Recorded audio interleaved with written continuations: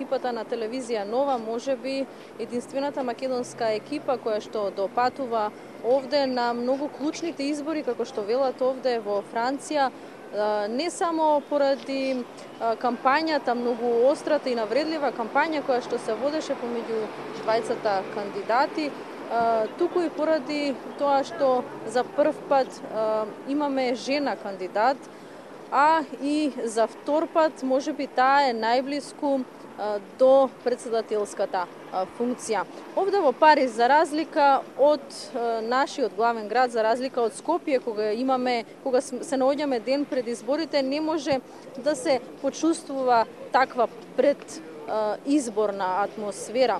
Можеби затоа што во главниот град на Франција живеат се многу повеќе европски државјани, односно државјани од други европски земји, можеби затоа што има многу туристи, можеби затоа што и понеделник е празник, национален празник овде во Франција и заминати се парижани на продолжен викенд, но јас мислам дека клучната работа зашто не се чувствува толку оваа предизборна атмосфера е дека парижани во првиот круг се изјаснија за пролибералните кандидати, па битката би рекла дека ќе се води во руралните подрачја на Франција, токму во тие подрачја и двајцата кандидати со своите последни ветувања вчера ја завршија и предизборната кампања. Анкетите говорат две работи. Многу голема абстиненција се предпоставува, тоа може да се види и во печатените и во електронските медиуми овде во Франција. Се предвидува една четвртина од гласачкото тело дека ќе абстинира од оние парижани кои што ги застанавме и на анкета ги прашавме дали ќе гласаат, тие пак рекоа дека да, ќе го искористат своето право на глас, но како протест нема да заокружат никој од двајцата кандидати, ќе го фрлат празното ливче, тоа да биде порака до идниот председател на Франција.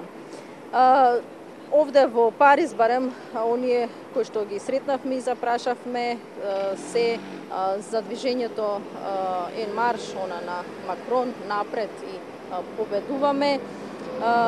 Не повеќе затоа што тој ветува економски реформи, туку затоа што е млад и надежен и се против сите оние политики на Марин Лепен. А добро знаеме, барем оние кои што ја следат председателската кампања, тоа е исклучување на Франција од Европската Унија и ригорозна политика кон имигрантите овде во Франција. Предлагам сега од режија да ја погледнеме анкетата.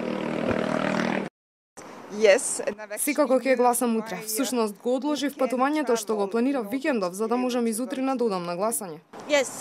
Да, ќе гласам. Мислам дека морам, но се уште немам одлучено дали својот глас ќе го дадам за Макрон или за Лепен. Се надевам дека Макрон ќе победи на изборите. Навистина се надевам дека Макрон ќе успее да извојува победа, а не Марин Лепен, бидејќи воопшто не се согласувам со нејзините гледишта и ставови. Затоа немам избор. Мојот фаворит е Макрон. Сметам дека има надеж. Ми се допаѓа идејата дека ново лице, полно со енергија и кое има искуство. Иако дел од луѓето мислат дека има работена со банкарство и финансии, јас не сметам дека тоа е единственото нешто што тој може да го понуди. Немам фаворит. Мораме само да избереме еден од нив.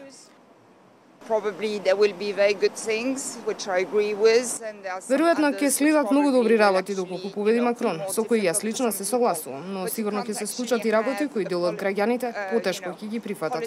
Но не можете да имате политика што ќе биде прифатлива за сите, бидејќи не може да ги задоволите потребите буквално на сите луѓе. Но искрено се надевам дека ќе одиме кон подобро и ќе имаме подобра соработка со Европската Унија.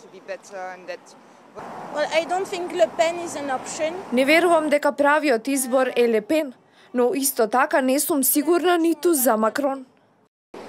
Лепен е секако непосакувана, барем помеѓу жителите на Париз, кои што ги сретнавме денеска и ги запрашавме. Тие раскажуваат, пренесуваат една интересна анекдота дека доколку таа победи на утрешните избори, тогаш ќе ги спрегне сите авиони и целата имиграција ќе врати онамо од каде што дошла.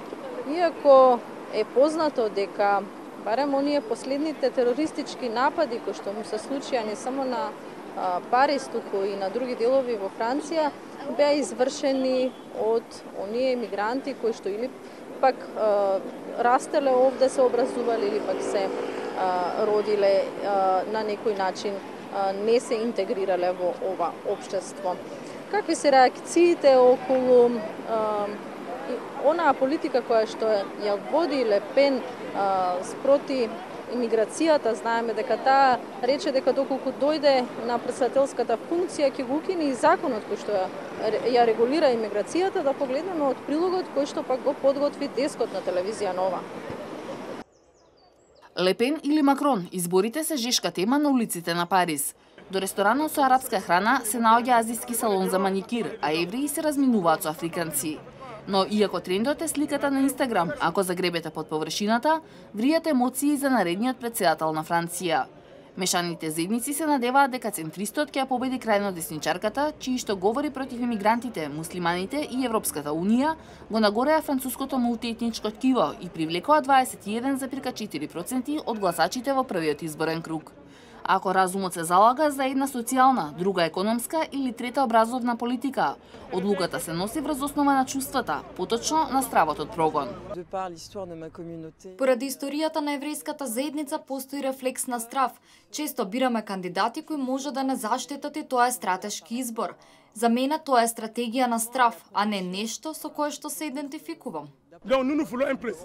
Сакаме председател што ќе ја потекне економијата, што ќе действува и ќе го запре тероризмот, што ги плаши и французите и нас мигрантите. Марин Ле Пен мисли дека е доволно да ги нападне мигрантите за да ја менаџира добро земјата, но и ние работиме и правиме пари на земјава, придонесуваме за економијата. Зошто секогаш не напаѓа? Зошто го прави тоа нормална работа? Лидерот на француската еврејска конзисторија Жоел Мерги ги повика членовите на неговата заедница да гласаат за Макрон, да се борат против крајната десница која им се заканува на нашите демократии и дека воздржаните ќе направат голема грешка. И ректорот на големата џамија во Париз, Далил Бубакер, апелираше муслиманите да гласаат од срце за Макрон, фалејќи неговата републиканска и хуманистичка порака за национално единство. Ке гласам за Емануел Макрон. Паметен е и фин, сериозен, способен да преземе акција и се уште е млад. Со него сум, тој е млад. Да ги запреме старите, го велам ова иако и јас сум стара. Не требаат млади луѓе што ќе преземат акција. Постојано ги напаѓа муслиманите, странците и сите други. Како муслиман, овие говори ме загрижуваат. Националниот фронт не ни треба да постои во Франција. Но вистина е, за ова што се случува се виновни и десницата и левицата. Страдаме од невработеност. Оланд беше слаб, но тоа не е причина да гласаме за екстрем. Човек може да биде републиканец и патриот, но умерено. Наместо економијата и вработувањата, кампањата и самиот ден на изборите може да се рече дека ги облекуваат токму малцинствата во Франција. Се очекува Макрон да ја добие најголемата поддршка токму од нив, но незадоволството по неодамнешниот мигрантски бранш што ги зафати западноевропските земји ќе ги донесе француските гласови на Ле Пен. Да, Иван, тоа е и она што го зборувам во сите мои вклучувања во текот на денот, дека забележително е силно полициско обезбедување, најмногу покрај пред оние монументални споменици, доколку гледачите забележат, се наоѓам пред црквата Нотр-Дам, каде што и во овој момент има силно полициско обезбедување. Во интерен разговор со нашата екипа, тие ни кажаа дека да, очекуваат протести, но и очекуваат и инциденти организирани од крајната левица, оние анархистите, кои што знаат да бидат незгодни при протестите. Тоа го покажаа впрочем и на плоштадот Бастилја, кој што е веднаш позади црквата во Нотр-Дам, кога на 1 мај имаше низа инциденти. Протести се очекуваат, можеби вечерта, веднаш по соопштувањето на изборните резултати, а и се очекуваат во понеделник ден после изборите. Во моментов 50.000 полицајци, околу 7.000 војници, не само поради председателските избори, туку и поради низата терористички напади во Франција.